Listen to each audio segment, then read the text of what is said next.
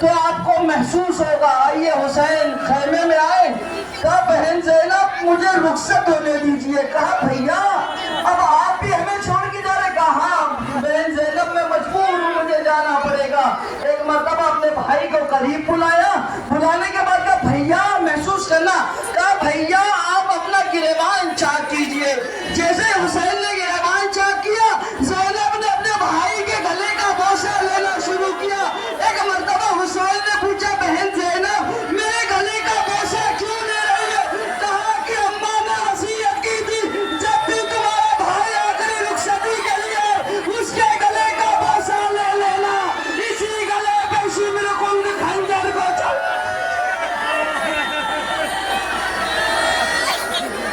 لیجئے حسین نے کہا بہن تم بھی ذرا قریب آئے. ایک مرتبہ بہن قریب آئی. آنے کے بعد کہا بہن اپنی کلائی سے ذرا ردا کو ہٹا لو. ایک مرتبہ زینب نے کلائی سے ردا کو ہٹایا. بھائی نے کلائیوں کا بوسہ لینا شروع کیا. زینب نے پوچھا بھیا اس عمل کے پیچھے سبب کیا ہے؟ کہا بہن زینب بابا علی مرتضیٰ نے وصیت کی تھی جب بہن سے آخری مرتبہ وداعی لینا تو اپنی بہن کی کلائیوں کا بوسہ لے لینا. اس لیے کہ شان غریبا انہی کلائیوں میں سنبھال لی جائے گی. لیجئے حسین رخصت ہوئے, خیمے کے باہر آئے. اب منظر محسوس کر لیجئے گا. خیمے کے باہر آئے. آنے کے بعد کبھی دائیں دیکھا, کبھی بائیں دیکھا, کبھی آگے دیکھا, کبھی پیچھے دیکھا. کسی شاعر نے اسی منظر کو نقل کیا کہ کسی شاعر کتنا بہترین جملہ کہتے ہیں کہ ناصرات کوئی شاہ کربلائی کو فقط بہن نے کیا تھا سوار بھائی. باس میں نے تمہیں سوار کیا, تم مجھے سوار کرنے نہیں آؤ گے. زینب کا انہی کانوں میں آواز کا جانا تھا. ایک مرتبہ دکھیاری بہن مقتل میں آئی. آنے کے بعد جب بھیا میں تمہیں اپنے ہاتھوں سے گھوڑے پر سوار کروں گی. اور بابے نہ لیجیے حسین سوار ہو گئے. ایک مرتبہ گھوڑے کو ایڑ دینا شروع کی, لیکن گھوڑا اتنا مجبور ہے کہ آگے نہیں بڑھتا. محسوس کر لینا اس کے بعد کریا کرنا. حسین نے کہا تو آگے کیوں نہیں بڑھتا؟ میں جانتا ہوں تو بھی تھکا ہوا ہے, تو نے لاشوں کو لایا ہے, لیکن یہ تیری آخری زحمت ہے, تو انہیں بھی قبول کر لے. ارباب گھوڑے نے اپنی زبان بے زبانی میں اپنی سمو کی طرف اشارہ کیا تو دیکھا ایک 4 سال کی بچی سکینہ گھوڑے کی سمو سے لپٹ کے کہہ رہی تھی اے ذوالجلال میرے بابا کو نہ لے جانا, جو بھی مقتل کی طرف گیا واپس لاؤ. لیجیے حسین گھوڑے سے زمین پر آئے, اپنی بچی کو قریب لیا, اپنے سینے سے لگایا. میں کہوں گا مولا آج تو آپ نے اپنے سینے سے لگا لیا, لیکن جب شام نمودار ہوگی اور یہ بچی آپ کا سینہ تلاش کرے گی تو کہاں جائے گی؟ جب آپ کے سینے کو مانگے گی تو کبھی شمری سے تماچے دے گا, کبھی شمر تازیہ.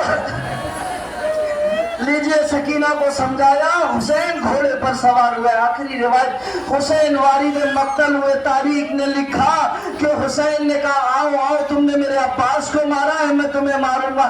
سارے شہیدوں کا بتلا لیا, لیکن ایک وقت وہ آیا کہ جب آواز دیوی آئی یا ایتھا النفس المطمئنہ ارجعی الی ربک راضیۃ مرضیہ. اس صدا کا آنا تھا کہ حسین نے اپنی تلوار کو نیام میں رکھا.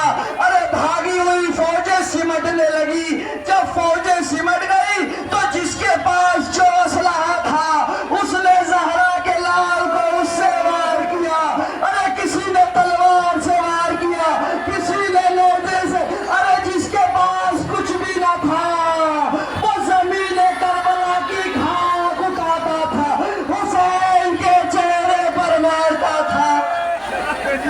حسین سے گھوڑے پر سملا لگایا. میں روایت نہ پڑھتا اگر حسین گھوڑے سے زمین پر آسانی سے آ جاتے, لیکن روایتوں میں ملتا ہے حسین کے جسم پر اتنے زیادہ تیر ہو چکے تھے کہ جب حسین گھوڑے سے زمین پر آ رہے تھے تو حسین کا لاشا زمین پر نہیں آیا, بلکہ حسین کا لاشا تیروں پر معلق ہو.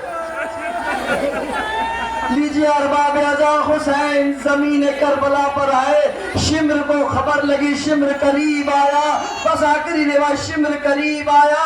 आने के बाद हुसैन के बालों में हाथों को डाला, हुसैन के वो बालों में जिसको नाना रसूल खुदा बोसा लेते थे, उस बालों में हाथों को डाला। एक मर्तबा छुरी चलाना चाहिए, जानते हैं आपने मसाइल में सुना है ना, शिम्र ने कुंद खंजर इस्तेमाल किया था। कुंद खंजर का मतलब समझते, जो मैंने तारीख में पढ़ा, जिस खंजर से हुसैन के गले को काटा गया, मुसलसल 15 से 20 दिन तक शिम्र उसे कुंद करता रहा। जब जानवर को काटा जाता है ना, तो कसाई कहता है छुरी को तेज लाया जाए। क्यों? कहा कि अगर छुरी में धार न होगी तो गला कटने में तकलीफ होगी। अरे हाय रे मलऊनों ने जानवर से भी ज्यादा जुल्म किया। हुसैन पर इतना कुंद खंजर शिम्र ने चलाना चाहा। जब शिम्र ने खंजर उठाया, खंजर हट गया, दोबारा हटाया। एक मर्तबा उमर साद ने कहा, तू शिम्र खंजर क्यों नहीं चलाता? कहा उमर साद, मैं क्या करूं, मैं इतना मजबूर हूं, जब भी मैं हुसैन पर खंजर चलाना चाहता हूं, एक दुखियारी माँ अपने हाथों को लेकर आती है, ए हुसैन मेरे लाल पे खंजर न चला।